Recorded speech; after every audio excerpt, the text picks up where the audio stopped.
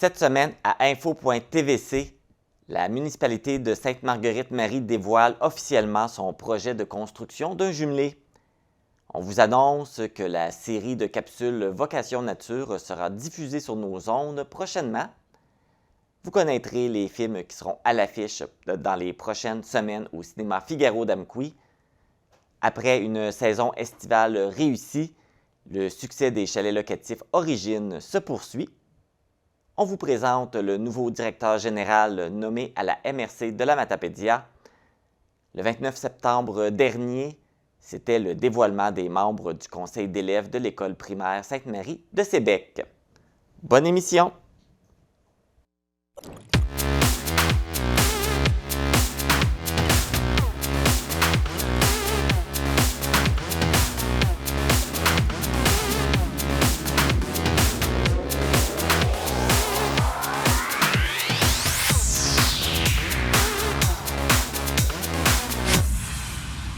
Ici Marc Baudouin, bienvenue à cette édition du 14 octobre d'info.tvc, une autre émission bien remplie et merci d'être avec nous. On débute l'émission avec les actualités matapédiennes. Le 6 octobre dernier a eu lieu la 14e fête des moissons à la salle communautaire de Sébec, organisée par la MRC de la Matapédia en collaboration avec le Centre d'action bénévole Vallée de la Matapédia et la municipalité de Sébec. Les municipalités du territoire ont souligné la contribution exceptionnelle de bénévoles qui ont fait la différence dans leur milieu durant la dernière année. Félicitations aux lauréats Ghislain Raymond d'Albertville, Roch Paradis d'Amqui, Bertrand Morissette de Cauze-Abscale, Caroline Pelletier de Lac-au-Saumon, Guy Pilote de Saint-Alexandre-des-Lacs, Sylvie Plourde de Saint-Cléophas, Olivette Bérubé-Lavoie de Saint-Damas, René Frigon de Sainte-Florence, James Beaulieu de Saint-Irène, Geneviève Chiasson de Sainte-Marguerite-Marie, Jean-Paul Lefrançois de Saint-Léon-le-Grand, Charles Ouellette de Saint-Moïse, Roger Rousseau de Saint-Noël, Rénal Théberge de Saint-Tarcisius, Ginette Noël de Saint-Vianney, Gaétan Bérubé de Saint-Zénon du Lac-Omqui, Georgette Boulay de Sébec, Audrey Hamel de Valbriand. L'implication de jeunes bénévoles ont également été soulignées. Henri Lévesque d'Amqui, Benjamin Daou-Tremblay de Cauze-Abscale, Ève Roussel et Élisabeth Hébert de Lac-au-Saumon, Chloé Gauthier de Saint-Alexandre-des-Lacs, Ariane Dastou de Saint-Damas, Mathilde Filion de Saint-Moïse, Alexis Roussel de Saint-Tarcisius, Élise Desrosiers de Sébec et Antoine Deschamplain de Valbriand. La prochaine édition de la Fête des moissons se déroulera en octobre 2023 à la municipalité de Saint-Noël. La campagne populationnelle de vaccination contre la grippe débutera le 17 octobre prochain. Le CIS du Bas-Saint-Laurent invite à la vaccination et le recommande fortement aux personnes âgées de 75 ans et plus, les femmes enceintes au 2e et 3e trimestre de leur grossesse, ainsi qu'aux enfants de 6 mois et plus et les adultes vivant avec une maladie chronique. La vaccination est gratuite et les rendez-vous se prennent via le site Clic Santé ou par téléphone en composant le 1-866-445-0601 du lundi au vendredi entre 8h et 18h. Dans la vallée de la Matapédia, les sites de vaccination sont situés au Centre récréo-culturel d'Amqui, au Club des 50 ans et plus à Cauze-Abscale et à la salle communautaire de Sébec. Le Gala agricultrice du Québec se veut de rendre hommage au travail exceptionnel des agricultrices au sein de leur entreprise ou dans leur milieu social. Une agricultrice matapédienne est en lice dans la catégorie Prix Clin d'œil à la relève pour son projet Éveil du monde bioalimentaire.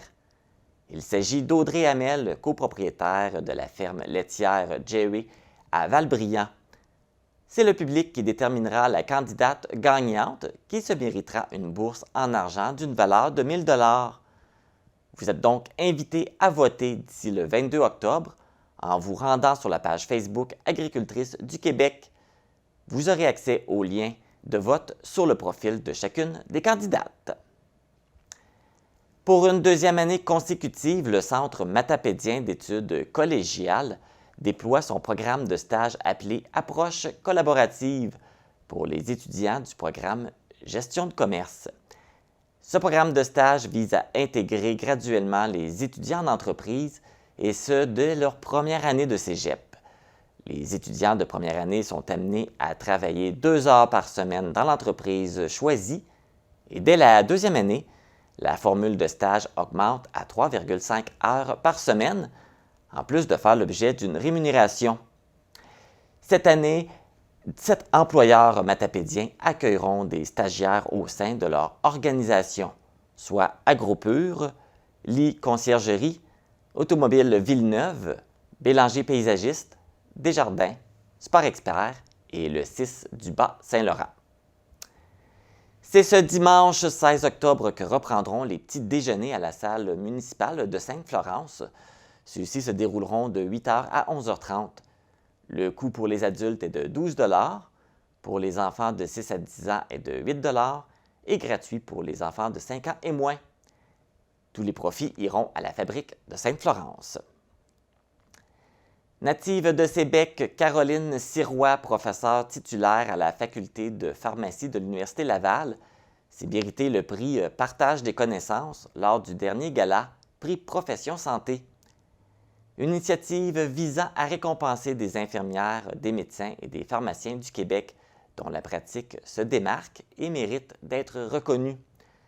Ce sont ces élèves qui ont soumis sa candidature en raison de sa rigueur dans la qualité des données probantes produites et dans le soin de partager les connaissances acquises dans le cadre de ses travaux de recherche. Ce n'est pas la première fois que les compétences de Caroline Sirois sont récompensées. En 2015, elle remportait le même prix alors qu'elle était professeure agrégée au département des sciences infirmières de l'Université du Québec à Rimouski sur le campus de Lévis. Félicitations, Caroline. Les compétitions de la saison 2022-2023 de ballon sur glace mineur ont reprise et le tournoi Michel Dastou s'est déroulé du 7 au 9 octobre dernier à l'Aréna David-Pelletier de Sébec. Le BSG mineur du Témiscouata est ressorti grand gagnant de cette fin de semaine en décrochant 4 premières places sur 7 catégories différentes. Dans la catégorie M12, le Blitz 1 a obtenu la première place par une victoire de 1-0 contre le RPF de Sébec. C'est ce qui complète les actualités matapédiennes. Après la pause, on vous présente le reportage réalisé lors de la conférence de presse de la municipalité de Sainte-Marguerite-Marie concernant la construction de jumelés.